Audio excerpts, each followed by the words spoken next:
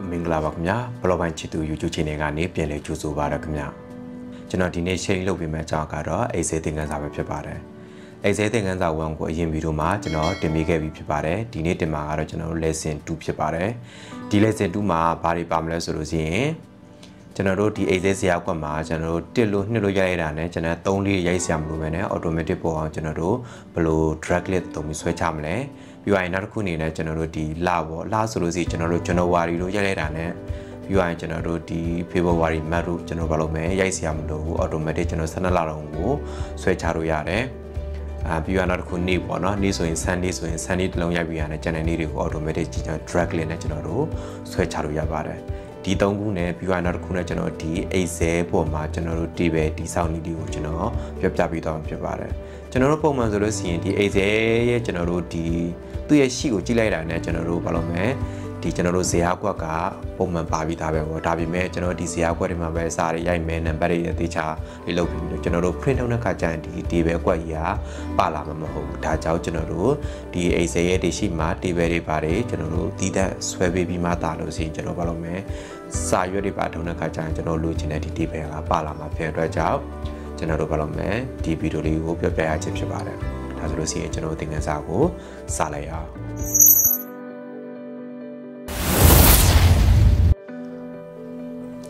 ်ကျွန်တော်တို့ဒီ Excel ရဲ့ကျွန်တော်တို့ဒီapplication တွေကိုကျွန်တော်တို့ဖွင့်ရတဲ့အခါကျရင်ဒီလိုပုံစံမြင်ရပါပြီဒီထက်ကမှကျွန်တော်တို့ဒီထဲမှာသူကဆိုရင် row နဲ့ column နဲ့ဖွဲ့စည်းထားတဲ့ကျွန်တော်တို့အရင်ဗီဒီယိုမှာကျွန်တော်တို့ပြောပြပြီးသားပါပဲအခုဒီနေ့ပြောပြမယ့်အကြောင်းကိုပဲဒီကလေးလိုက်ရအောင်ကျွန်တော်အသေးစိတ်တွေကိုအရင်ဗီဒီယိုမှာပြန်ကြည့်လို့ရပါเนาะကျွန်တော် link နဲ့ join ထားပေးပါတယ်ဒါဆိုလို့ရှိရင်ကျွန်တော်ဒီနေ့ကျွန်တော်ပြောခဲ့တဲ့အတိုင်းပဲကျွန်တော်တို့နေ့တွေပြီးသွားလို့ရှိရင်ကျွန်တော်တို့ရက်တွေလတွေရိုင်းတဲ့ခါကြလို့ရှိရင်တခုလုံးရက်ပြီးရတယ်ကျွန်တော်ဟာလေးအကုန်လုံးကိုကျွန်တော်တို့ auto ဆွဲစင်တာပေါ့ဥပမာဆိုလို့ရှိရင်ကျွန်တော်တို့ကစကြည့်မယ်ကျွန်တော်တို့ဒီ Excel မှာဆိုလို့ရှိရင်အစားလုပ်တော့မဆိုလို့ရှိရင်ကျွန်တော်တို့ဒီ edit cell တစ်ခုကိုကျွန်တော်အရင်ချပေးပါချပြီးဒီနေရာမှာကျွန်တော်ရိုက်ကြည့်လိုက်မယ်ဥပမာဆိုတင်ပြီးသွားရင်ဒီနေရာမှာကျွန်တော်တို့နဲ့ရိုက်လိုက်တယ်ဒါဆိုလို့ရှိရင်ကျွန်တော်တို့တက်တဲ့နှစ်နဲ့ကိုကျွန်တော်တို့ဒီလိုသူ့အပြိုင်နဲ့ကျွန်တော်ဆွဲလိုက်တယ်ဆွဲပြီးသွားတယ်ဒီဘက်ပြီးလေးမှာကျွန်တော်တို့ဒီမြားမဲလေးနဲ့ပြပါလိမ့်မယ်ဒီမြားမဲလေးကိုကျွန်တော်တို့ဆွဲချကြည့်ပါဒါဆိုလို့ရှိရင်ကျွန်တော်လူချင်တဲ့ကဏ္ဍတွေရလောက်အထိပေါ့နော်ကျွန်တော်ဆွဲချလိုက်စီဒီကဏ္ဍတွေကအစတိုင်းပေါ်သွားမှာဖြစ်ပါတယ်ကျွန်တော်ဒီမှာဆိုလို့ရှိရင်သူ့ရဲ့ထူးခြားချက်ကတစ်တလုံးနဲ့ရိုက်လို့မရပါဘူးကဏ္ဍမှာဆိုတစ်တလုံးရိုက်မယ်ဆိုရင်သူကတစ်တက်ပဲဒီလိုလိုက်ပေါ်ပါဖြစ်ပါတယ်ရိုက်လို့မရပါဘူးနော်ပြီးနောက်တစ်ခုကကျွန်တော်တို့နေ့ရိုက်ကြည့်လိုက်ရအောင်နေ့ဆိုလို့ရှိရင်ကျွန်တော်တို့ Sunday ပဲရိုက် Monday ပဲရိုက်ကြိုင်နေရိုက်ပါသူကတော့အစင်တိုင်းကျွန်တော်တို့စီပေးမှာပါဒါဆိုလို့ရှိရင်ကျွန်တော်တို့ Sunday ဆိုကျွန်တော်ရိုက်လိုက်မယ်ဒါဆိုရင်ကျွန်တော်တို့ Sunday ရိုက်မယ်ပြီးရင်သူဒီနောက်မစီနဲ့ညာမဲလေးနဲ့ပေါ့အပေါင်းလက္ခဏာပုံစံနဲ့ကျွန်တော်ဆွဲချကြည့်မယ်ဒါဆိုလို့ရှိရင်ကျွန်တော်တို့ Sunday Monday ဆိုသူကဘာလို့မဲအစင်တိုင်းသူပေါ်သွားမှာဖြစ်ပါနေ့ရ9နေ့ပဲစီးရဖြစ်တဲ့အတွက်ကြောင့်ကျွန်တော်တို့ Sunday နေ့ပြန်ရတဲ့ Sunday ကိုပြန်ပြီးတော့ကျွန်တော်တို့ရောက်သွားမှာဖြစ်ပါတယ်ဒါဆိုလို့ရှိရင်ကျွန်တော်တို့လာကြည့်မယ်လာပါဆိုရင် JANUA ရပါကျွန်တော်တို့ January ကိုရိုက်လိုက်တဲ့အခါကျလို့ရှိရင်ဒီ January ကနေမှကျွန်တော်တို့ဆွဲချကြည့်ပါကျန်တဲ့ဟာတွေကျွန်တော်ဘာလို့ပဲပေါ်သွားမယ်ပဲဒါပေမဲ့12လပဲစီးတဲ့ကြောင့် December ပြီးတော့ကျွန်တော်တို့ January ကပြန်စတာပဲဖြစ်ပါတယ်ဒါဆိုလို့ရှိရင်နောက်တစ်ခုကျွန်တော်ဒါ January ကျွန်တော်တို့အစီကောက်ရိုက်ထားတယ်ဒါဆိုလို့ရှိရင်ကျွန်တော်တို့အတူရေးကြည့်မယ် JAN ရိုက်မယ်ဆိုရင်သူလည်းဘာဖြစ်မလဲ JAN နဲ့ပဲသူကျွန်တော်တို့ကိုပေါ်ပေးမှာဖြစ်ပါတယ်ဒါဆိုလို့ရှိရင် JAN IEB ဆိုရင်ကျွန်တော်တို့ပေါ်ပေးမယ်ဒါကတော့ကျွန်တော်တို့ဘာလို့လဲကျွန်တော်တို့တော့ခုနခါကြလို့ရှိရင်မြန်ဆန်ဆန်ဆွဲလို့ရအောင်ပေါ့နော်မသိဘူးဆိုလို့ရှိရင်ကျွန်တော်တို့အသေးသေးလိုက်ရနေရမယ် Sunday ဆို Sunday Monday ဆို Monday တခုချတာပေါ့နော်ဒီနေ့ပြီးတော့မှဒါလေးတစ်ခုရယ်ပြီးတော့တစ်ခုကကျွန်တော်တို့ဒီပဲဆွဲနေလေးပဲကြည့်ပါနော်ဒါဆိုလို့ရှိရင်ဒီပဲဆွဲဖို့အတွက်ကိုကျွန်တော်ကတော့ဒီစာလေးတွေကိုကျွန်တော်မဖြောက်တော့ဘူးဥပမာဆိုလို့ရှိရင်ကျွန်တော်တို့ဒီ Excel ရဲ့ sheet ထဲမှာကျွန်တော်တို့ row လည်းစီတယ်ပြီးတော့ကျွန်တော်တို့ column တွေလည်းစီပါတယ်เนาะဒါဆိုလို့ရှိရင်ကျွန်တော်တို့စာရွက်ထုံတဲ့ခါကျလို့ရှိရင်ကျွန်တော်တို့ဒီအခုမြင်နေရတဲ့ဒီ row တွေ column တွေကပါမပါဘူးလားဆိုကျွန်တော်အရင်ကြည့်လိုက်ရအောင်ကျွန်တော်တို့ file ထဲကနေမှကျွန်တော်တို့ဒီအောက်မှာ print ဆိုတာစီပါတယ်ကျွန်တော် print ချန်နေကြည့်လိုက်မယ်ပြီးဒီမှာကျွန်တော်တို့ရဲ့စာရွက်ထွက်လာမယ့်ပုံစံကိုဒီမှာကျွန်တော်တို့ပြထားပါတယ်စာရွက်ကျွန်တော်ဘယ်လိုပဲထွက်လာမယ့်ပုံစံကိုကျွန်တော်တို့ဒီမှာပြထားပါတယ်ဒါဆိုလို့ရှိရင်ကျွန်တော်တို့ရဲ့ဘာလို့ခဏမြင်နေရတဲ့စာရွက်တွေကရှိတယ်မှာပေါ့နော်ကျွန်တော်တို့ row တွေ column တွေမပါတော့မှလည်းဒီတိုင်းတည်တည်ကြီးဖြစ်နေပါတယ် ဒါကြောင့်ကျွန်တော်တို့ကဒီကေလိုတီဗယ်တွေနဲ့လူချင်တယ်ဆိုလို့ရှိရင်တူပါလို့မယ်တီဗယ်ခတ်ပြရမယ်ကျွန်တော်တို့ပေါင်လေးတွေခတ်ပြရမယ်ပထမဆုံးတစ်ခုအနေနဲ့ကျွန်တော်တို့ရိုးရိုးပေါင်တွေပဲရင်ခတ်ကြည့်မယ်ရိုးရိုးပေါင်ခတ်ကြည့်လို့ကြောင့်ကျွန်တော်တို့မှာစားရိုက်တာပြီးသားဖြစ်တဲ့အတွက်ကြောင့်ဒါလေးတွေကိုကျွန်တော်လုပ်မယ်အရင်ဆက်လက်မှတ်လိုက်ကျွန်တော်လူချင်တဲ့လောက်ကွက်ပြီးပေါ့ဒီလေးကိုကျွန်တော်ဆက်လက်မှတ်ပြီးသွားလို့ရှိရင်ကျွန်တော်တို့ home တက်ရဲ့ဒီ functional group တွေကနေမှာကျွန်တော်တို့ဒီနားမှာဒါလေးတစ်ခုစီပါတယ်ကျွန်တော်တို့လုပ်မယ် bottom border ဆိုစီကျွန်တော်ဒီ border လေးတစ်ချက်နေလိုက်နေပြီးတော့ဒီမှာဆိုလို့ရှိရင်ဒီဘောင်လေးကအောက်ကတော့ bottom border ဆိုလို့ရှိရင်ကျွန်တော်တို့ကအောက်က border ပေါ့ဒါဆိုရင် top ဆိုရင်ထိတ်ကဟာဒီမှာဆိုလက်ဆိုရင်လက်ပဲမှာသူအမဲလေးဒီနေ့စစကျွန်တော်လုပ်မယ်ပြတာပြပါတယ်ဒါလေးတွေကိုကျွန်တော်တို့လုပ်မယ်ကြည့်ပြီးတော့ right ဆို right ပေါ့ no border ဆိုလို့ရှိရင်ဒါတွေကို border မခတ်တာပေါ့ all border ဆိုအကုန်လုံးခတ်တာဆိုကျွန်တော်ကတော့ all border နဲ့ခတ်ကြည့်လိုက်မယ်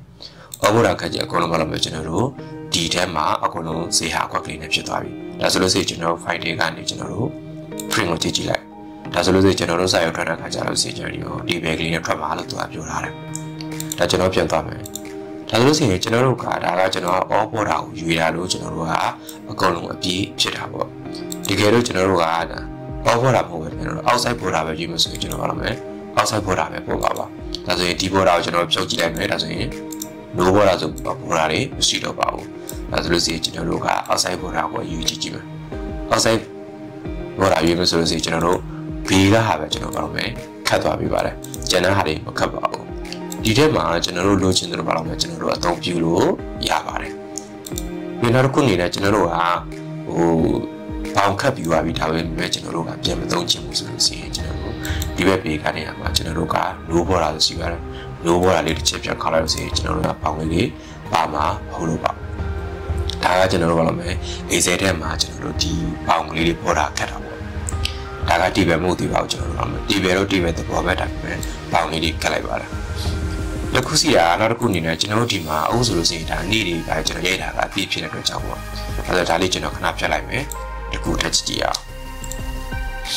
်ဥပမာဆိုလို့ရှိရင်ကျွန်တော်တို့ဒီ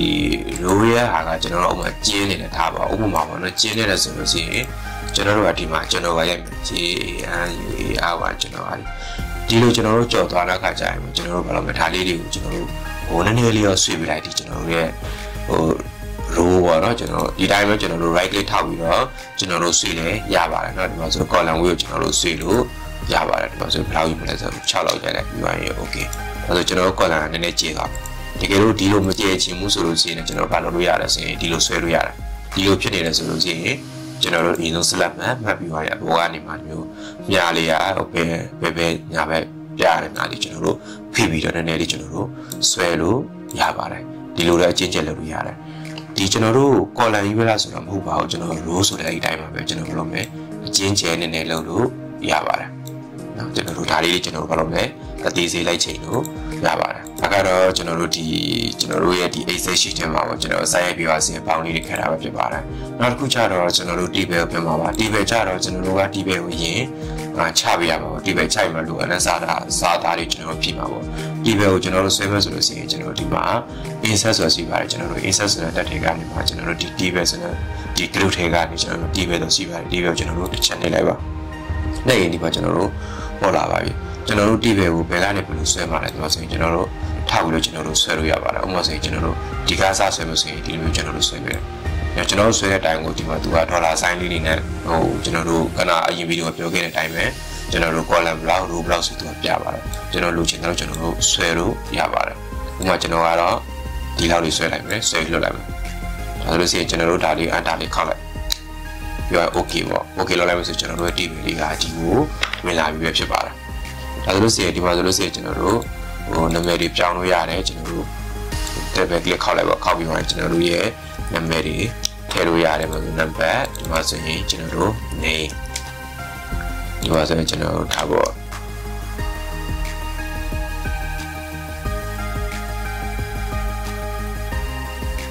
့ဒီနံပါတ်ဆိုတဲ့နံပါတ်1ပြီးတော့ကျွန်တော်တစ်ခွက်စီတောင်းဆိုတက်ခုံအောင်လို့ရပါတယ်ကျွန်တော် name ပုံမှန်ဆိုရင်မောင်တော့ကျွန်တော်တို့မောင်ဒီမှာဆိုရင် father name ဦးဘသူကဒီမှာဆိုလို့ရှိရင်လည်း store ဘယ်လိုကျွန်တော်တို့ရိုက်လို့ရပါတယ်နော်ဒီမှာဆိုတော့ဆွဲတဲ့ block ပေါ့Rasco ဆိုတဲ့ block ပေါ့နော်ကျွန်တော်တို့ရိုက်လို့ရပါတယ်ဒါကကျွန်တော်တို့ဒီ Excel sheet ထဲမှာကျွန်တော်တို့ table ဆွဲနေဖြစ်ပါတယ်ဒီ table ကိုမှကျွန်တော်တို့ design color တွေပြောင်းလို့ရပါတယ်သူ့ကိုကျွန်တော်တို့ဒီဟာပေါ့အရင်ဆုံးပထမဆုံးကျွန်တော် select မှတ်ရမယ် select မှတ်လိုက်ဆိုကျွန်တော် table design ဆိုရှိပါတယ် table design တစ်ချက်ထောက်လိုက်ထောက်ပြီးပါရင်ဒီဘက် page လေးမှာကျွန်တော်တို့လိုချင်တဲ့ table ရဲ့ style ပုံစံကိုကျွန်တော်ဒီမှာပြောင်းလို့ရပါတယ်လိုချင်တဲ့ color ကိုပြောင်းလိုက်ပါဒါကတော့ကျွန်တော်တို့ဒီ Excel sheet ထဲမှာပေါ့နော် table ဟို table ကိုပုံမှန်လေးရိုးလေးပဲဆွဲရပါတော့ဆွဲပြီးသွားရင်ဖြည့်လို့ရတယ်ဆိုတော့ကျွန်တော်ပြောပြခဲ့တာဖြစ်ပါတယ်ဒီနေ့ဗီဒီယိုမှာကျွန်တော်ဒီ table ကိုဒီပုံစံဖန်တီးတာနဲ့ပေါ့နော်ပြီးတော့ဒီကြတော့ကျွန်တော်တို့ခဏတုန်းကစာရီဝယ်လေးတစ်ခုပို့တာပေါ့ဗီဒီယိုကရန်စီရောပြီးတော့ကျွန်တော်ရဲ့ဗီဒီယိုကိုဒီမှာပဲအဆုံးသတ်မှာဖြစ်ပါတယ်ကျွန်တော်လိုအပ်တဲ့အသေးစိတ်တွေအကုန်လုံးကိုနောက်ထပ်ဗီဒီယိုတွေမှာထပ်ပြီးတော့တင်ပြသွားမှာပါအဆုံးလေးကြည့်ပေးတော့အားလုံးကျေးဇူးတင်ပါတယ်ခင်ဗျာ